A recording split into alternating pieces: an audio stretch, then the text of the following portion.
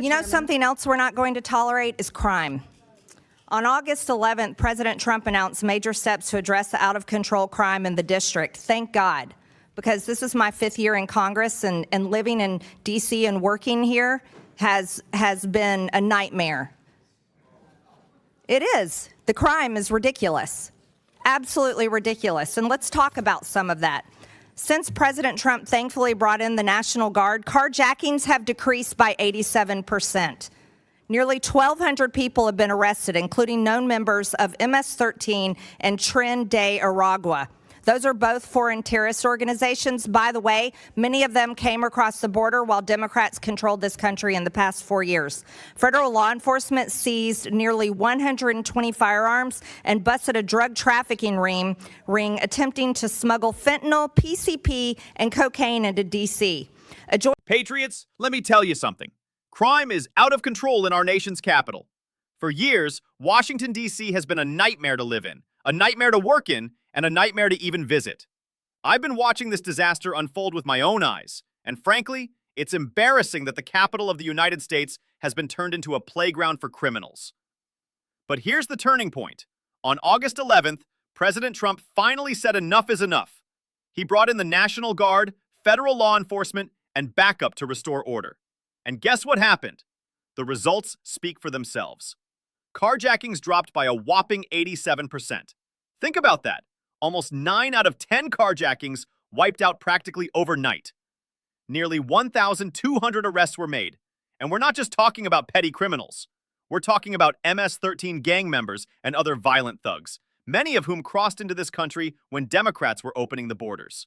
Federal law enforcement seized around 120 firearms, guns that could have been used to kill, rob, or terrorize innocent people. They even broke up a drug trafficking ring smuggling fentanyl, PCP, and cocaine into D.C. And here's something that will blow your mind. After Trump's intervention, D.C. went 12 straight days without a single homicide. 12 days. That's unheard of in a city that's been plagued with violence for years. It took the National Guard, not the D.C. mayor, not the council, and certainly not Biden's Justice Department to make that happen. This, my friends, is what real leadership looks like. A joint effort by ICE and MPD arrested an illegal alien previously charged with sex crimes against a child. D.C. went 12 days without a single homicide. Can you imagine that that's something that the National Guard had to be here to do? It's unbelievable to anybody that is right-minded. U.S. Attorney Pirro reported that 88% of arrests made between the start of the federal deployment on August 11th and August 25th resulted in charges being filed. This is substantially higher than in 2024, where the Biden-appointed U.S. Attorney Matthew Graves charged suspects only 57% of the time. That's because he was busy chasing down MAGA grandmas that went into the Capitol. So I've got a simple question for you. Mayor Bowser, do you prioritize criminals or the victims? I prioritize law-abiding D.C. residents, visitors, and workers. So that would be law-abiding citizens and victims. Do you support the police, Mayor Bowser? Yes.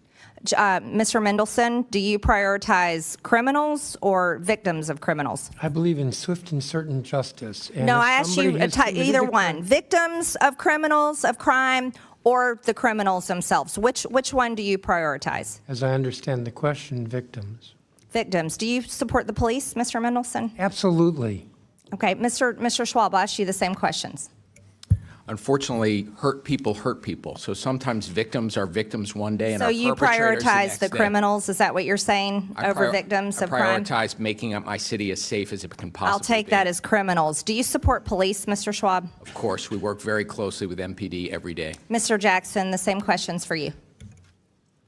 Definitely prioritize victims, and I stand with the 24 states that are suing the Trump administration for withholding $1 billion in victim service funds. So you're against cleaning up crime in D.C. Thank you for that. I've got an article here. The D.C. Police Union head is the biggest cheerleader of Trump's D.C. police takeover. So the police here in the district support the efforts and the help from the president. However, I've got a quote here from Mr.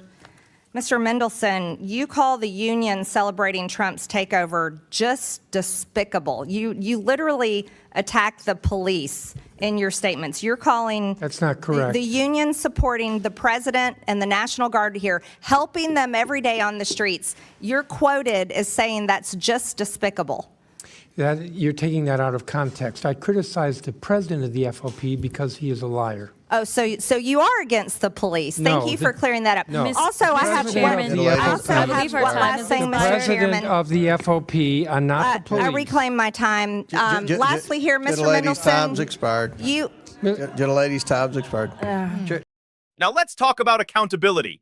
U.S. Attorney Pyro reported that since the National Guard arrived, 88% of arrests resulted in charges being filed. Compare that to 2024, when Biden's hand-picked U.S. Attorney Matthew Graves only charged 57% of suspects. Why the drop under Biden? Because Graves was too busy chasing MAGA grandmas who walked through the Capitol on January 6th instead of going after violent criminals terrorizing communities. That's what Democrats call justice. They let gang members roam free, but criminalize patriotic Americans who love their country. And here's where things get even more outrageous. During this hearing, D.C. officials were asked some of the simplest, most obvious questions. Do you prioritize criminals or victims? Do you support the police? You'd think those would be easy answers, right? Victims. Police. Done. But instead, we got word games, dodges, and excuses. Mayor Bowser at least claims she prioritizes residents and visitors, which is fine. But others, like Mr. Schwab, actually started moralizing about how hurt people, and basically refused to clearly say they stand with victims. Unbelievable. If you can't take the side of the victims of crime, then who exactly are you representing? Because it sure isn't the law-abiding Americans trying to live in peace. Then comes the issue of the police union. The D.C. police union praised Trump's intervention because, finally, their officers got real backup and support. But what did we hear from local leaders? Criticism. Mr. Mendelson was quoted calling the union's support for Trump's takeover despicable. Imagine that, attacking the very people who put their lives on the line every single day to protect this city, all because they dared to say Trump helped them do their jobs better. When called out, Mendelson backtracked, saying he was only criticizing the union president, not the officers. But come on, folks, that's political spin.